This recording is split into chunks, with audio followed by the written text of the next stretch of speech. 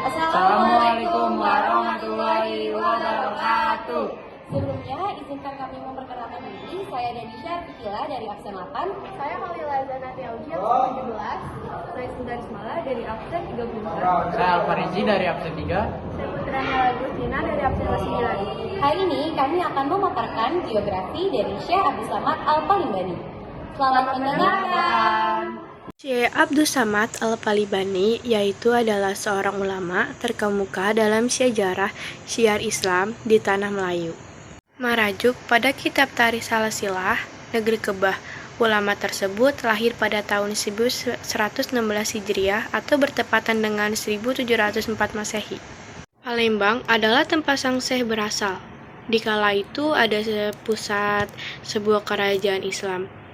Tarikh sejarah mencatat, Kesultanan Palembang berdiri sejak pertengahan abad ke-17 Masehi. Pada umumnya, riwayat alim ulama Palembang yang hidupnya pada masa pramodern kurang terdeskripsikan. Berbeda halnya dengan Syekh Abdus Samad. Catatan mengenai riwayatnya relatif lengkap. Acuan informasi tersebut sudah banyak tersebar dalam berbagai karya berbahasa Melayu. Ada pula sumber-sumber dari pihak Belanda. Kehidupan sang Syekh tidak pernah terlepas dari kegiatan belajar, mengajar, dan menulis buku. Ketekunannya sudah menjadi wataknya sejak dia berusia anak-anak. Dan begitu pula, kedua orang tuanya juga tegas dalam menegakkan disiplin. Ayahnya yakni Syekh Abdul Jalil bin Syekh Abdul Wahab bin Syekh Ahmad Al-Madani berasal dari Yaman. Masa kecil Abdus Samad dihabiskan di kampung halamannya. Sejak berusia anak-anak, ia gemar mempelajari ilmu tasawuf, antara lain dari buku-buku karangan Syekh Abdurrahman bin Abdul Aziz Al-Maghribi. Selain itu, ia pun banyak belajar dari Syekh Abdul Rauf An-Singkili dan Syamsuddin As-Sumatrani. Ilmu suluk dipelajarinya dari Syekh Muhammad As-Saman. Sementara itu, ilmu tauhid diambilnya dari Syekh Mustafa Al-Bakri. Beranjak remaja, ia memutuskan untuk melanjutkan rihlah keilmuan di Makkah Al-Mukarramah. Di kota kelahiran Nabi Muhammad SAW itu, kaum terpelajar yang berasal dari Nusantara disebut sebagai komunitas Jawi. Pada akhirnya, reputasi Abdus Samad Al-Palimbani kian berkibar. Orang-orang mengenalnya sebagai seorang pelajar yang brilian. Karena itu, tak mengherankan jika Sultan Najamuddin dari Palembang kerap meminta sarannya, termasuk ketika sang alim hendak menulis risalah tentang iman. Begitu usai, karya Syekh Abdus Samad itu diberi judul Tufa Ar-Ragibin fi Bayan Haqiqah Iman Al-Mu'minin wa ma yufsidu fir ridha al-murtadin, terbit pada 1774 dalam bahasa Melayu. Syekh Abdus Samad Al-Palimbani wafat pada 1200 Hijriah.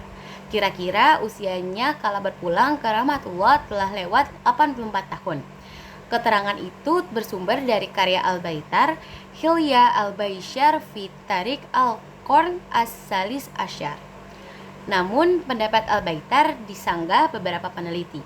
Sebab Al-Palimbani diketahui memiliki karya yang diselesaikannya sesudah tahun 1200 Hijriah, yakni Risalah Isra wa Miraj yang bertarik 1201 Hijriah. Bahkan ada lagi kitab Syiyarus Salikin yang diselesaikan pada malam Ahad 20 Ramadan 1203 Hijriah di Taif. Selanjutnya adalah peran ulama. Peran pentingnya bukan hanya karena keterlibatannya dalam jaringan ulama. Dalam konteks persebaran tasawuf, dirinya juga turut berperan. Ia termasuk ulama sufi yang menyebabkan kesadaran jihad umat dalam melawan penjajahan. Bagi para pelajar Jawi, perhatian sang ulama asal Palembang itu pada keadaan NU Santara tak perlu diragukan lagi. Di Haramain, orang-orang mengenalnya sebagai tokoh yang kuat memelihara ikatan dan komitmen batin dengan negeri asal. Selanjutnya adalah keteladanan ulama Abdus Samad Al-Palimbani. Syekh Abdus Samad Al-Palimbani dijuluki sebagai ulama sufi yang menginspirasi, dapat dilihat dari sisi perjuangannya pada masanya. Ia telah mampu membuat karya tulis dan menjadi satu-satunya karya tulis yang dihasilkan di kalangan Melayu saat itu. Selain itu, keilmuan ulama Syekh Abdus Somad dinilai sangat tinggi, terutama dalam masalah tasawuf. Keteladanan lain dari sosok Syekh Samsyuddin adalah memiliki keteguhan dalam berprinsip. Sejarah peninggalan Syekh Abdul Samad Al-Palibani. Yang pertama ada Zahratul Murid fi Bayani Kalimati Tauhid 1760 Hijrah atau 1164 Masehi. Kedua, Risalah pada menyatakan sebab yang diharamkan bagi nikah 179 Masehi 1765 Masehi. Kedua ada Hidayatul Salikin fil Suluki Maslakil Mutakin. Yang keempat ada Syarus Salikin ila Ibadati Rabbil Alamin. Yang kelima ada Al-Urwatul Mustaqawa Silitul Waliyil At'a. Yang keenam ada Ratif Syekh Abdus Samad Al-Falibani. Yang ketujuh ada Nasihatul Muslimina wa Zakiratul Mumina fi Fadihaili Jinnati wa Rahmatil Mujahina fi Sabilillah.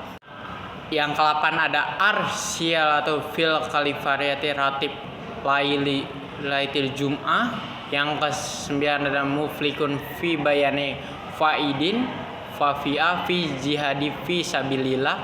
Yang ke-10 ada Zatul Mustaqin fi Tauhid Rabbil Alamin. Yang ke-11 ada Ilmu Tasawuf.